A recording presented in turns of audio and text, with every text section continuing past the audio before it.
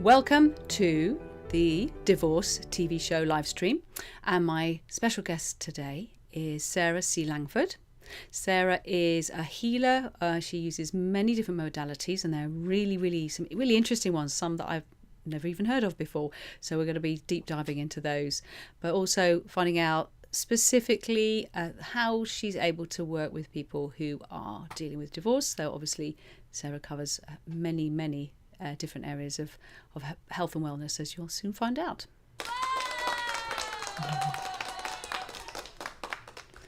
So welcome, Sarah. So your first time on the show. How are you feeling? Delighted to be here. Thank you, Susie. And I'm really delighted that you've joined us as our team at The Best Way to Divorce, because I need people like you to refer people to.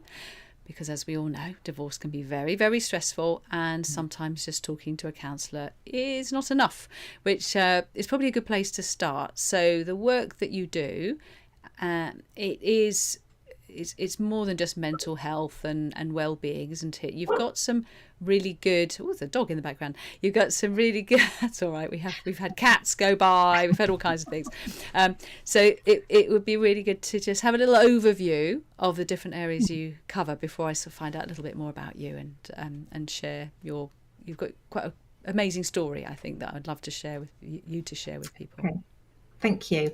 Well, yeah, so what I like to do, what I aim to do is really help people clear old patterns of behaviours, old trauma, old pain, and old beliefs which are no longer serving, and really help my clients to move forward in an empowered way to help them find a really better way of navigating the ups and downs of life, because somehow life isn't very often straightforward, is it? No. As anyone getting divorced will be able to tell you. Yeah. So you've got different modalities, haven't you? Could you just give us, if you were sort of breaking them down to sort of three sections, what would you say Sure. they are? Okay, well, the first one is called the blast technique. And this is just an awesome modality. And when I heard about it and I received a session, I just thought, my jaw dropped. I thought, I have to have this to help my clients. And if anybody has done any work around trauma, you may have come across the EMDR system, which up until recently was really considered to be the bee's knees for the best way of helping clear trauma of all grades, higher Is and lower. is that the eye flicky thing that they've used very successfully with PTSD, even with soldiers? That's it. That's it. You've got it. Yes, it's eye movement, and you track your eyes left to right. So the blast technique's been created by a man called Nick Davis, who began to really look into it because he had a lot of trauma growing up, and it's really built on the shoulders of EMDR. So he's taken EMDR and really developed it so that it's even quicker, easier, clearer, cleaner, and the results, I believe, are better in general. Fantastic. So that's we're going to find a bit more about who you use that on and why later on. And what else do you do? Something else which I absolutely love is called the sistership circle. And this is an opportunity for women to come together in sacred circle in a place of safety, non-judgment, and support. Actually, as women know how to do, and as women have done through the eons, we support each other, we connect with each other in a different way that men do. But sadly, in our modern society, this has rather fallen by the wayside. And even really since lockdown, women are not going out with their girlfriends anywhere near as much as they used to, I believe. So the sistership circle is a place where we come together in sacred circle. We talk around issues. I will come with a really meaty, juicy question for self-reflection. Then everybody gets an opportunity to speak, and we dive deep into our inner being while we do this. and then you have a little while to speak what's coming up for you. And there are some really cool rules. Nobody's allowed to comment. Nobody's allowed to fix you. Nobody's allowed to jump in and try and coach you. All we do is witness each other from a place of open-hearted sistership and love. And really, the healing that you get when you do that has to be experienced to be understood. I can imagine that must be absolutely wonderful. And Yeah, it um, is. yeah, and obviously that's for women, but your other healing work, presumably you also help anyone in need. And beyond the Anyone in need. blast, beyond the blast technique, what have you got anything else in your toolbox? Yes, I do. Then, really, the third aspect of what I do is it's a little bit of an umbrella term, but I call it my energy healing work. And I have a number of really cool modalities that I've learned or created and developed, which I use to help people. And always with permission, I connect with your energy field. And then I really get to see a whole other picture of what's going on in terms of behaviors, habits. And at this point, this is where I really connect with my higher self, source, universe, however you'd like to call your point of power. And I get a lot of insights with that as well. But yeah, there are some other lovely modalities that come under that umbrella, which I can share with you Thank you. later. And because there will be, I know, I think a lot of people who watch my show are used to, people are much wiser now. They do realise what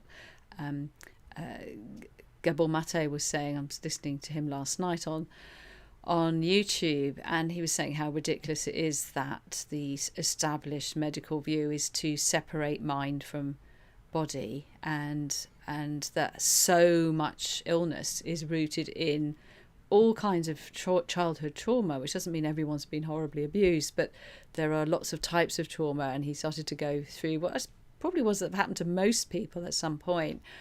And Yeah. I get the feeling that links very much with what you're saying. And I think people are becoming wiser about understanding this, even if their doctor might be a bit behind the times on it. Yeah. But nonetheless, there's still a lot of suspicion. You know, what qualifications do you have? What training do you have? And all of that sort of stuff. So I'd love to know more. Not so much as to justify in any way. You clearly know what you're doing. You've been doing this for some time. But what was your journey of learning? Because you have got quite a big toolbox, haven't you? You've been learning many skills and modalities. I do. And my journey started many years ago. I guess the earliest part of my journey would be, I grew up in a very normal, happy family. And I used to think, well, I know life can be really good, but I don't have any big trauma in my background. Why am I feeling so miserable and so unhappy and so stressed all of the time? So this really led me down a route into self-help and reading and learning about different things. And the other aspect to that then was I also had this deep inner desire to connect with my inner being on a more of a spiritual level. So there was these two parts to that, which took me back right really to my teenage years of wanting to work out for myself, how can I feel happier, how can I feel better connected. But that took me on a bit of a winding route, and I came and went with, I had a teaching career, and I wasn't doing a lot of healing work with other people, but I was working increasingly with friends and family and some clients along the way. But then, so my story really kicks off in 2012. I had my first breast cancer diagnosis. And at the time, even though I really, really, my intuition was, don't go down the route of standard Western medicine, because by that time I was eating well and I was doing a lot of meditation and all of these things. But, the fear got me, and it is terrifying. And then you get into the machinery of the medical establishment, and it goes, and you're from one to the next. And all of a sudden, You've made a decision. And so I went with the flow and I did all of the traditional things. So I had surgery, chemotherapy, radiation therapy, and so on. And I was promised that this would clear the cancer and it wouldn't come back. But lo and behold, 4 years later, right at the end of 2016, it came back, the exact same cancer in the exact same place on my breast. So at that point, it was also it was quite an advanced stage and much more aggressive than the first time around. So they'd actually made it worse. I mean, Yeah. and I should just say here, we're not criticising, of course, established medical practice, but there are choices that people can make, and it was deeply unfair of them to make claims that they could cure you, because they can show you some good data and let you make up your mind, but to tell you it's going to make you better was a bit of a disservice. It was indeed. And in fairness, I wasn't in this country at the time, so maybe it wouldn't have been promised or spoken like that if I was in So the UK. it wasn't the NHS then? It wasn't the NHS. I love the NHS. Bless the NHS. Um, yeah. So then the other thing they don't tell you is if you have chemotherapy and the cancer comes back, it comes back much more aggressively. So that little gem of information passed me by as well. So again, I kind of got the fear.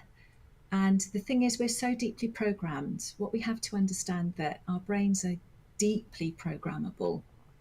And it's absolutely terrifying when you're sitting in front of someone who they're clever, they're a doctor, they have the weight of science behind them, they have the medical establishment behind them, and they're telling you, you must do this or you're going to die.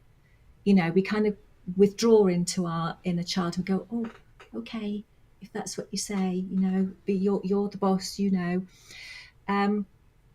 So I went ahead and I had a mastectomy.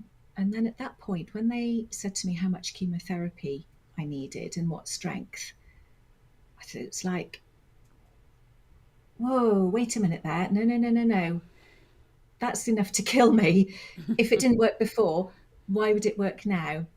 And with the full support of my family, at that point, I actually walked away from any further traditional Western medicine, much to the horror of my oncologist, who said I would be dead within a fairly short number of years, about 3 or 4 years, 5 at the most.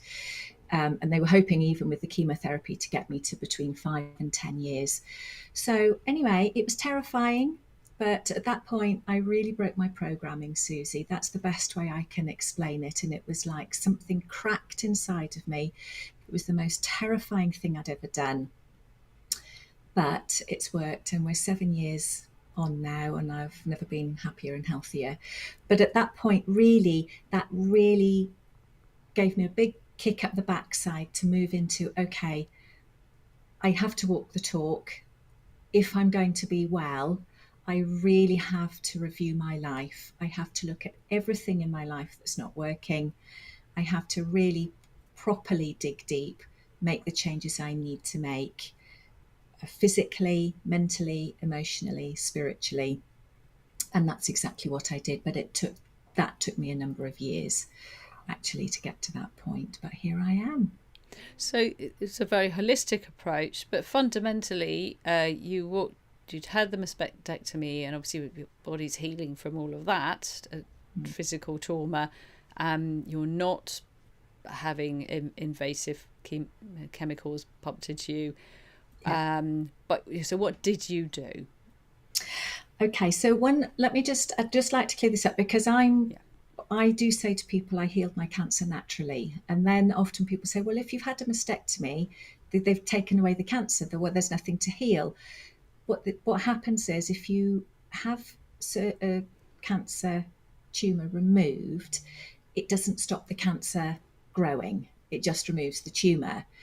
And within their surgery, the cancer cells spread around the body further. So what I did was radical detoxification, completely detoxed. I did heavy metal detoxes. I did enemas, I did parasite cleanses, I did liver cleanses. I went vegan, which I still am, but it's not something that I would particularly, I'm not saying you must go vegan or you won't be healthy. For me, that was the right choice Yeah. to do. Um, and and really a whole host of things like that. And at the time, I was drinking at least a litre of freshly juiced juice, including carrot juice, and my skin went orange. It looked like a bit like Donald Trump with the orange skin. But so that was one part. Then I had lots and lots of very particular natural supplements, mushrooms and all sorts of herbs, and a lot of acupuncture, a lot of Chinese medicine. I was in China at the time. So those were the sort of the physical aspects. And then then I really dove deep, big time into my energy healing, but also healing childhood conditioning, doing things that didn't make me happy, that I didn't like, that I just did.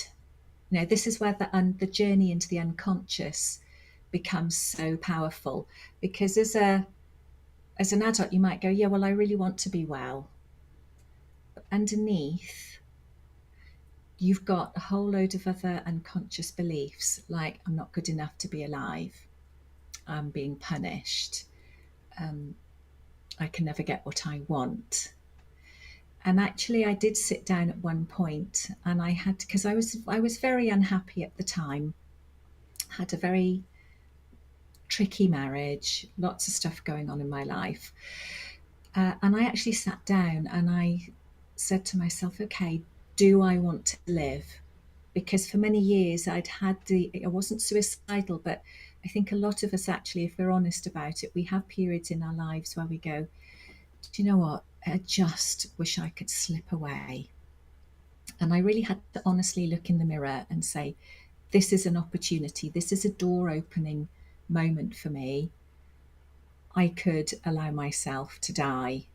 And it was very tempting, let me tell you. It was really tempting. But the thing that really brought me back from that was my children. And even though they were quite grown up at the time, in that they were teenagers, later years teenagers, just thought, I can't do that to them. I don't want to do that to them. And that just gave me the strength to really fight Yeah. for my integrity, my honesty, my alignment, moving from pain to peace, moving from lack of a personal power to deep personal sovereignty. And I really honour anybody who steps into that journey, because it's very scary. Yeah. Looking into our shadow is not as easy as you might think.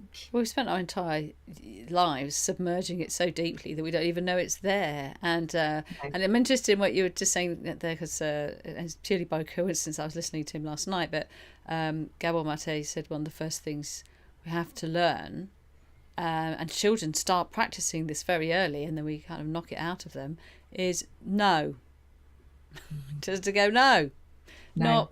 Not no, just to be difficult and to test boundaries, but no, that's not what I want.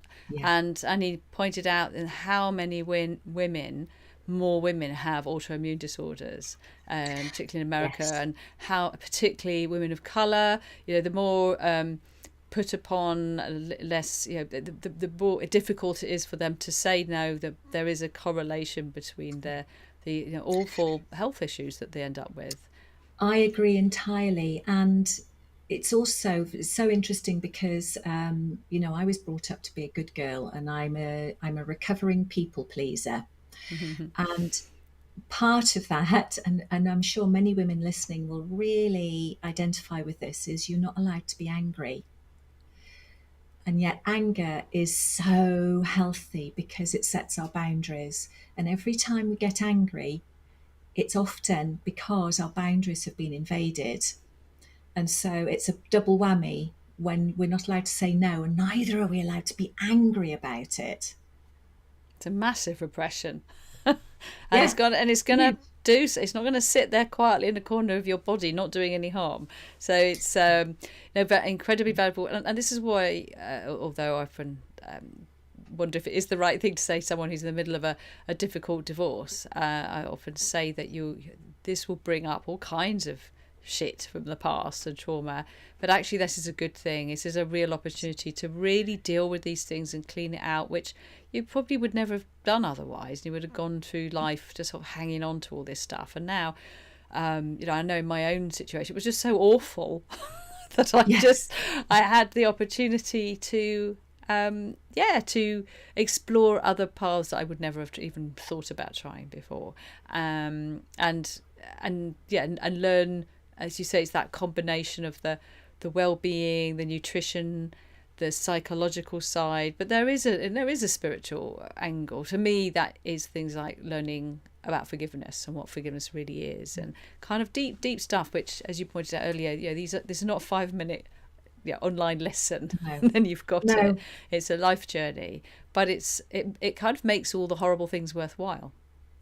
You see, I agree entirely, Susie. And the other thing that I think gave me enormous strength and power at the time was I knew that to really heal myself, I needed to be able to look back in the past, and go, it was the worst experience, but it was also the best experience, and I wouldn't have had it any other way. Yeah.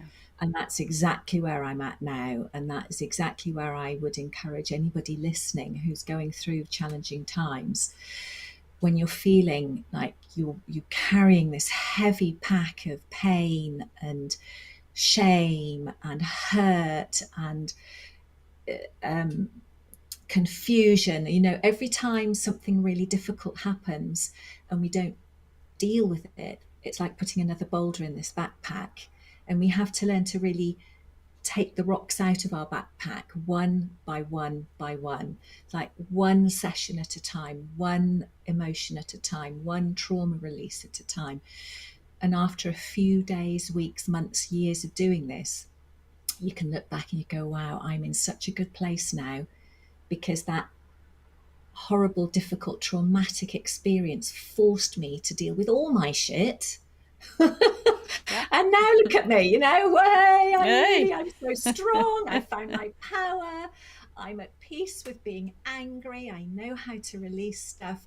And we never know how strong we are until we're tested. Yeah.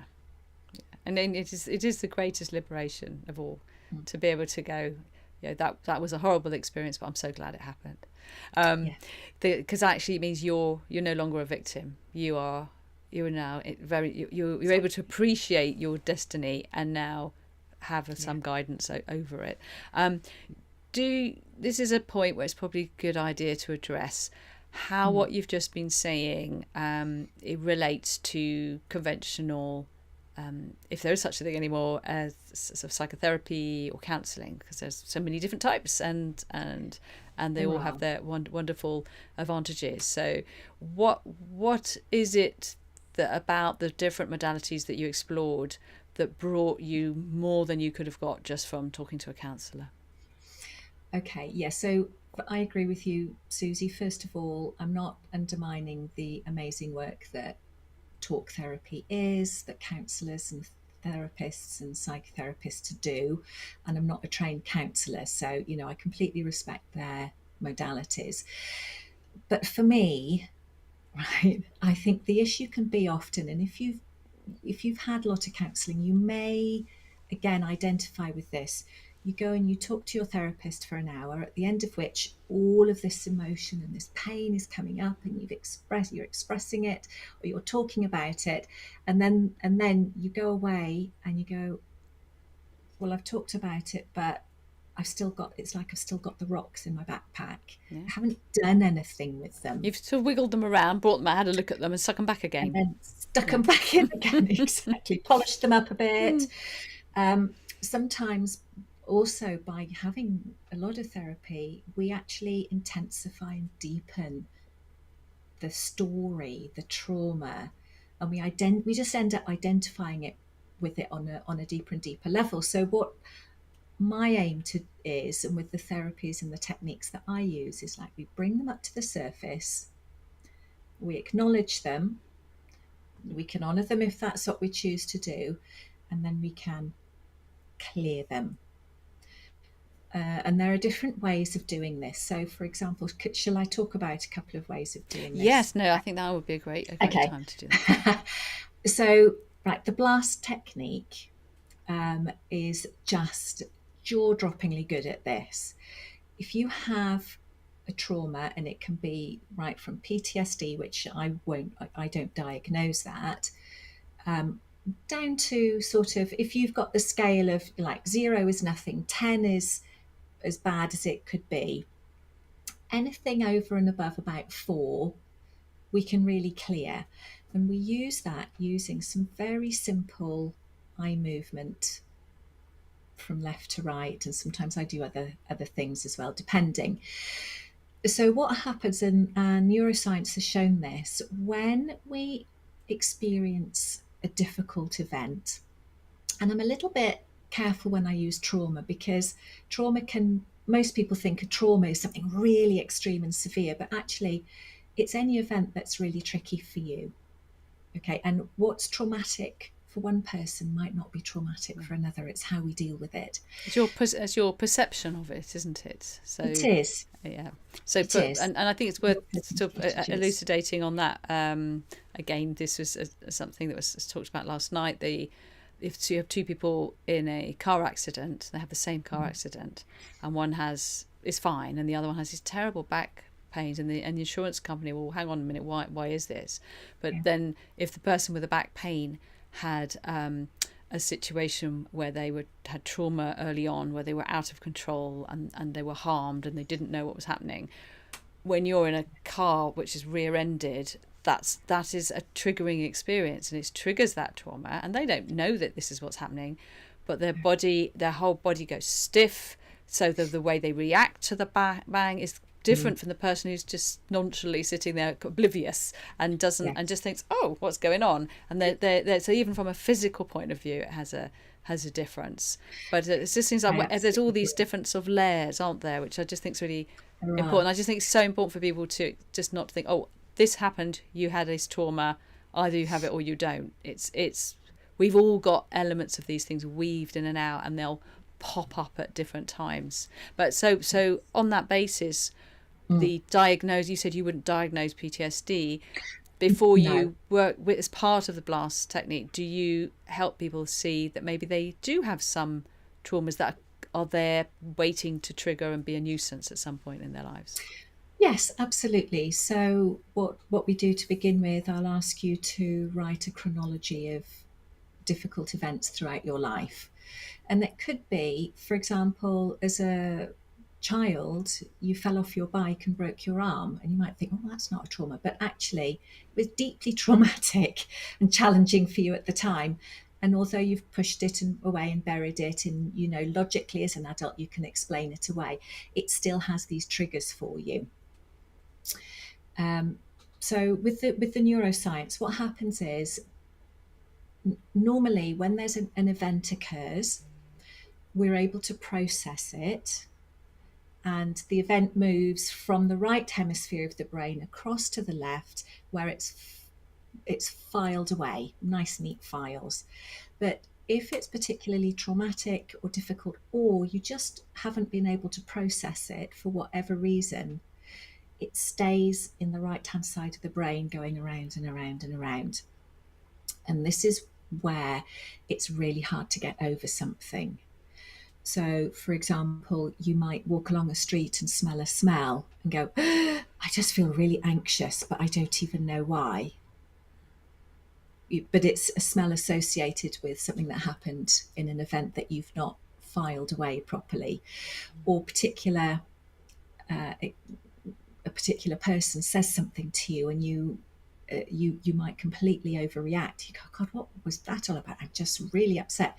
So the amazing way that blast works is by using these very simple eye movements.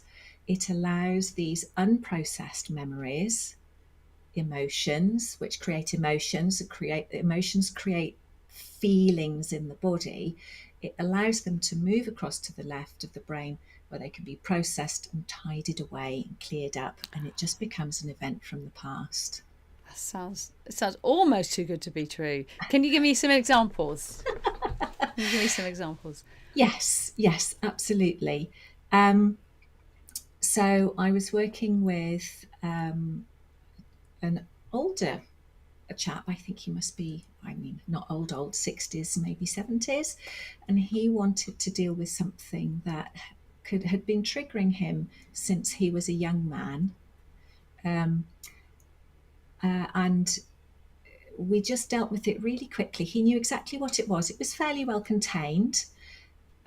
We talked about it, we did the eye movement, and he just went, it's just really remarkable. I can think of it, this event, but it feels like it almost happened to somebody else. I can be really matter of fact about it. Or I was working with a woman the other day who had some abuse in her childhood, and there was this one particular event. So we you say, what is it on a scale of 0 to 10, and then we talk about it a little bit. The good thing about Blast is you don't have to really revisit the event.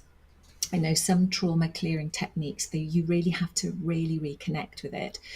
So we talked about it and we went through the process, and at the end of it she said, God, it's amazing.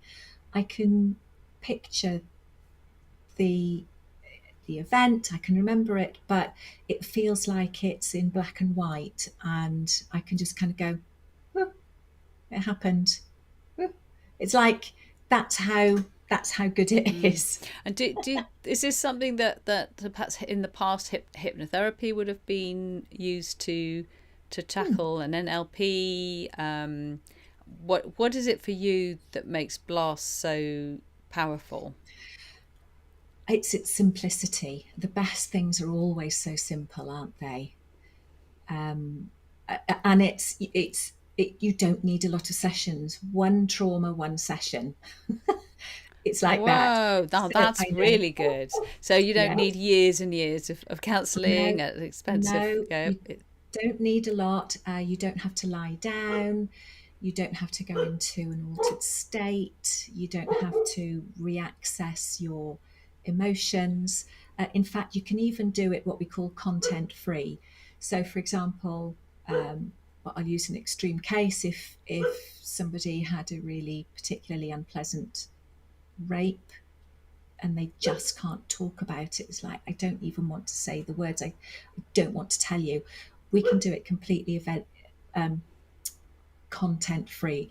Or if it's something that you want to clear, but for some reason you don't want to tell anybody. For example, soldiers coming back with PTSD, they don't necessarily want to say what they've done or what they've seen. So, there's never any judgment coming from me with any of the work I do. It's just absolute honour that people trust me and are looking for help. We could go, right, okay, this event, tell me some of the words that explain your emotion. And that's all we need. Brilliant. You don't have to go re-groove those memories, which are so painful. Exactly. That's very, very healthy. And where did it come from, this whole Blast? I mean, you mentioned there's a chap Yes, who took the existing system. Yes, yeah. So he's called Nick Davis, and he's a well-known hypnotherapist, and he's a world-renowned body. I've forgotten the word now. When you can read other people's body language. Oh, body language. Yes. Body language expert, and he's often asked. For example, I think he was asked to comment on the body language between Harry and Meghan, and he said, as an aside, I'm never going to do that again because I got an awful lot of flack. And he's done over 300 interviews and articles in a lot of the mainstream media and papers and things. Yeah. So yes, good stuff. And so you've got this fantastic healing modality. Why would you use your other The other ones you've got. Tell us a little bit about those, and some of the different trainings that you've done. Okay, so let me tell you about the body and the emotion code. Hmm. I really like the body and the emotion code. It's been developed by a chiropractor called Dr. Bradley Nelson. And you have a little app, and this is where it gets a little bit, if you're not used to doing energy work, you have to, I say to my clients, just suspend your disbelief. Okay, just suspend your disbelief and go with the flow. But it's becoming more and more accessible to everybody because now we're beginning to understand the quantum field a lot more, and that there's this interconnected web of light, and actually you can connect with people around the planet instantaneously. So I don't actually have to be in the same room. I can work with people via Zoom for the blast technique and all of my healing work as well. So let me do a little bit. Let's look at the emotion code. So the emotion code, what happens is when we don't express an emotion, as we're taught not to, the energy of that emotion has to go somewhere. Toddlers are great. They feel an emotion, they express it, it's out there. It looks like it's the end of their little world 1 minute, and the next minute they're running around happily again. That's because they've expressed the emotion and they can move on. We don't.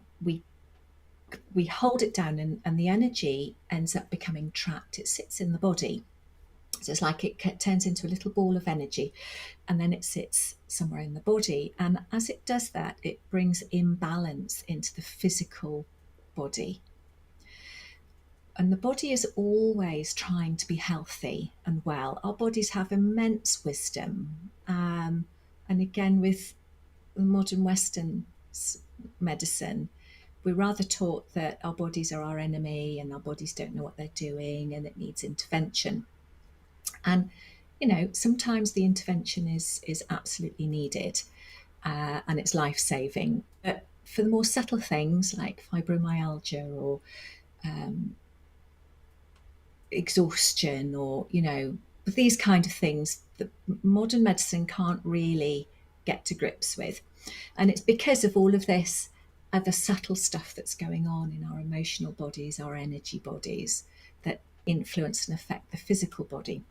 So with the emotion code, we really quickly are able to find your trapped emotions and release them. Ta-da! Get to be a toddler. Yes, you get to be a toddler.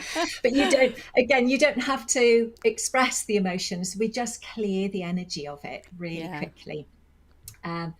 So, for example, I worked with a man once who had a bad ankle. He said, "Oh, it's an old injury from when I played football, but it's always playing me up." And I tuned in, and we did the emotion code, and I ended up clearing 22 trapped emotions, which had all settled in his ankle, because often these emotional energies will go to a weakened part of the body anyway. And after that, he was able to, it healed. He could walk again. He was able to run again, do all of those things because of all these old emotions had been trapped. Or something else that might happen if you've got a particular trapped emotion or set of trapped emotions. Again, it's a little bit like trauma release. You can be triggered by something and you have a response which is a little bit unexpected, or it's a bit over the top, and in your adult kind of logical mind you can go, blimey, why did that make me feel like so strongly? And it's probably because you've got a trapped emotion. So you might get extremely upset, but you've got trapped sadness, or you've got trapped unreceived love, or there's a list of 60 emotions that we work our way through really, really quickly to find them. And the other fascinating thing is we can inherit emotions from up to 7 generations in the past. Yeah, which is really incredible. When I worked it out, I think, and I'm sure someone will correct my maths if it's wrong, I think that's 152 ancestors And whose emotions you could have there's so many sort of cultures who would be, yeah, of course, they would know Yeah, that, but ours would be like, what? But yeah, at the same time, I know, homeopaths have had doing wonderful work who they work on often. I think many people yeah, work on that modality of going back to previous generations, as yeah. it's in our DNA, it's in our It is. bodies. It's a Yes. physical thing. It's not just it's not strange. So I think, and for anyone who's listening to this and they're getting a kind of woo woo overload, I would just say, we've all been there.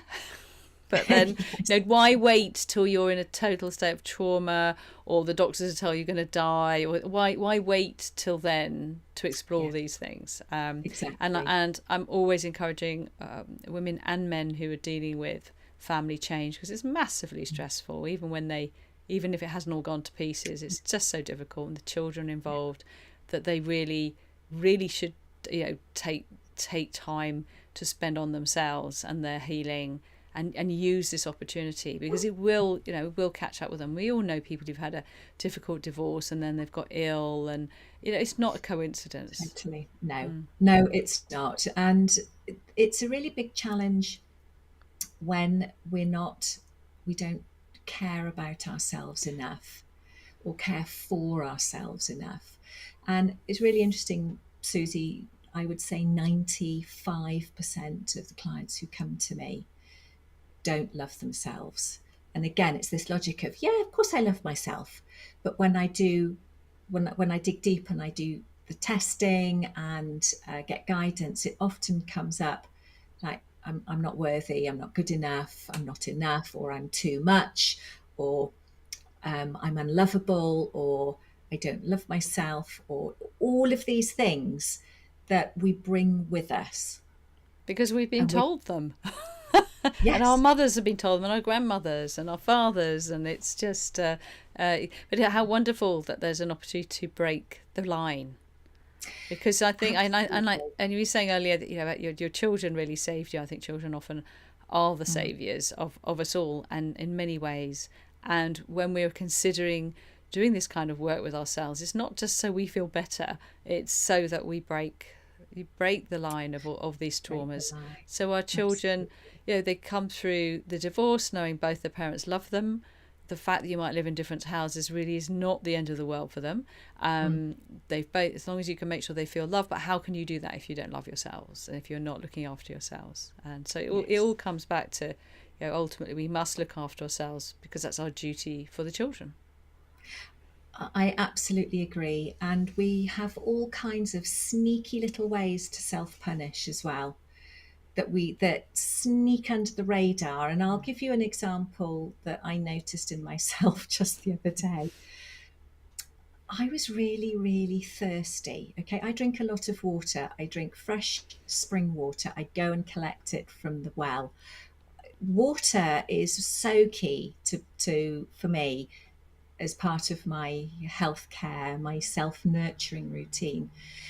And I didn't get up from my desk and go and get a glass of water. Instead, I went and had a cup of tea, and I know damn well that tea dehydrates you. Hmm. And it was this sort of, oh, I can't be bothered. Or I was really craving an orange. I went, no, I can't be bothered with an orange. And I thought, at the end of that, I thought, Sarah, what are you doing? This is self sabotage. This is not nurturing yourself. This is denying your body what it needs because I was taught to deny what I needed. It's my programming, it's my childhood conditioning, it's how I survived in the world. So what And you can do they is just come learn. in sneaky Yeah. little, So it's not that you're going to wipe it all away like a clean slate, but you're going to be aware. Obviously, some things you can, from the stories you've yeah, told, clearly can get rid of. But we'll always need to be on our own guard against ourselves, because we are our own worst enemies. And then, so when you spot that, do you just laugh at yourself and go, actually, I think maybe I will just have a glass of water? Or do you do any particular processes? Can you right. do you train your clients to be able to do some of their own healing as they go forwards? Yeah, that's great. And I am all for giving people tools, really, really helpful tools. I teach quite a lot of mindfulness. I've trained in mindfulness. I've taught adults and children of all ages. So mindfulness is a beautiful way of becoming self-aware. And I always say to my clients, once you become aware of the patterns, aware of your beliefs or your thought processes, or even aware that you need to change, or that you're aware that you want to change, you're halfway there. It's the awareness is absolutely key. Then the next step is saying, right, okay, what am I going to do about that? So yes, I often sit and I'll do a quick belief change, or I'll do a bit of muscle testing, which we haven't gone into, but I'll test myself for a belief. And I might think, oh, I thought I dealt with that, but it's come back because I've obviously got a little bit more digging to do, a little bit deeper to go. It's like peeling back the layers of an onion. But it's really, really worth it. This is a lifelong journey. Our healing and our health and our finding our power, finding our joy is absolutely a lifelong journey. And there's always more to do and there's always more to learn. But it's really worth it. And it's like if you want to have a fit, healthy, toned, ripped body, you don't just go once to the gym, you know. We all know it takes more than one visit to the gym to have that kind of physique that you might get, or that you're after when you go to the gym. It's the same when you're doing the inner work. You need to have a number of sessions. You need to keep working at it. You need to keep on top of it. And because it's so easy also to slip back into old ways and old habits. So would you say one journey that would be good for both men and women is to, if they had a session with you with the blast, to uncover, it's good to have a clear out the attic, make sure there's nothing lurking there, sort it out. That may only take 1 or 2 sessions. And then having got rid of those great big heavy things, there will be all those little beliefs that are sitting there, which we kind of, you need, as you say, half the journey is just knowing that it's there and spotting that you're, I'm doing that again, and laughing at it, but actually then being able to perhaps really do some work on those. And absolutely. Sorry, a good friend of mine divorced many years ago, and she said to me, oh my God, I stayed in that marriage too long because I felt so ashamed of having a failed marriage. So if she'd have said that to me, we could have jumped in and gone, okay, let's look into, where does that belief come from? Who taught you it's something to be ashamed of? Would you like to clear that belief? And her answer would probably have been, yes, please. And whenever we take out a belief that's no longer serving you, we always put in a really powerful, positive belief, or a number of them. So, depending on how the conversation went, we might have taken away, I'm a failure, I'm ashamed, it's embarrassing, nobody's going to respect me, nobody will like me, I'll lose all my friends, my family. All of these things that are sort of bubbling away under the surface that often you might not have even consciously known were there, then we can change them for, it's good to have my independence, I'm strong, I love myself, it's not shameful, it's far better to be free and happy and independent. Who am I I don't need to please anybody else anymore. These are all much more positive affirmation statements and beliefs that we can bring in to help you move forward in a much healthier, easier, less painful, less heavy way. And that's, in a way, a good way to describe, I guess, my feelings personally around the difference with counselling. Counselling does many great things and often recommend people to it, but one of the things it can help you do is become aware of these, bring some of those to the surface. But then what do you do with them? So what you're talking about is you then deal with them. You need specific particular processes and techniques to do that, and that is fantastic. And so from the qualifications point of view, you said you're not a counsellor, and of course you're not taking people into deep dives into trauma, because you actually managing to shift it without them having to go there. What Yeah. kind of, if someone's watching this thinking, oh, I want to do what Sarah does, it must be the most fantastic, fulfilling work, and you'll clearly absolutely love it. Yes, I do. What kind of things did you have to learn, and what kind of qualifications did you have to get, and certificates to be able to do what you do now? To do what I do. So I've mentioned the body and the emotion code. So I'm a certified practitioner with both the body code and the emotion code. I'm certified EFT, emotional freedom technique practitioner, or tapping. I think this is getting well known now. It's Yes. brilliant. We do tapping on the meridian points. That's really good for clearing stuck emotions, changing beliefs. What I said, theta healing. I'd had a lot of qualifications in theta healing. And then there's the more, should I say, esoteric aspect of Reiki, quantum touch, and then mindfulness. I'm really well qualified with mindfulness, which gave me a huge insight into how the brain works, how we are as human beings. It's based on the Buddhist understanding, which is a really ancient and wise way of learning to be in the world. I'm not a Buddhist, and I'm not suggesting anybody should become a Buddhist, but there are aspects of it which are really powerful, which were taken. So what else? What haven't I mentioned? There'll be something else. And I guess the thing to put for women, your circle. Yes. What made you create the circle? I I'm working a lot at the moment. I love working with men. I'm very happy to work with men, but I think naturally women are more easily drawn towards having help. They open up. So many of my clients are women. And a big part of my journey, and actually a big part of a lot of their journeys, is into self empowerment, into stepping into personal sovereignty. It's really coming up for us big time in the world at the moment. A lot of things are shifting and changing, and women are really coming back into their power. So I've done a lot of learning and healing work around womb health, women's in the intuition, goddess work, that sort of thing.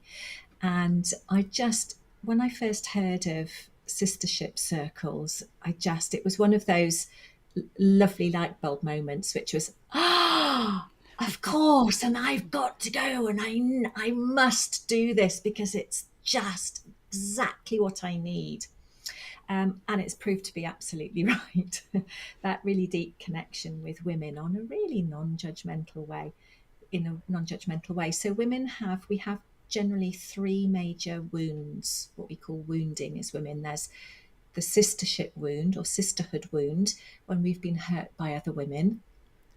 There's the mother wound, which men have in equal measure. We all have mother issues on some level.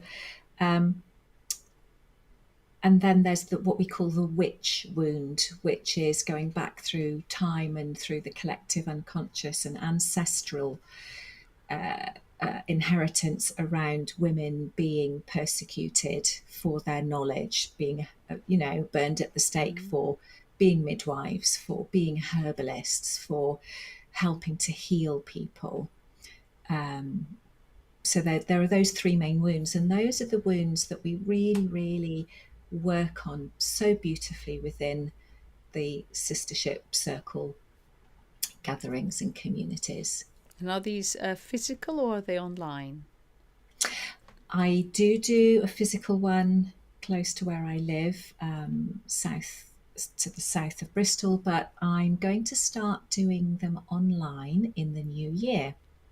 Exciting. And Well, watch this yes, yeah, I know. space. So I actually attend, because I love them. I attend as an attendee because I don't want to be leading a physical local one, as well as running a local one.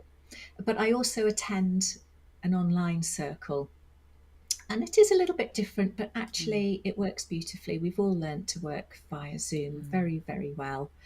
Um, And That's, can I just share with you what a beautiful thing that we do, yes, yeah. just really quickly? And it works online as well as in physical circle. So after each sister has had her turn at sharing, we send them the beam. So I'm going to send you a beam, Susie.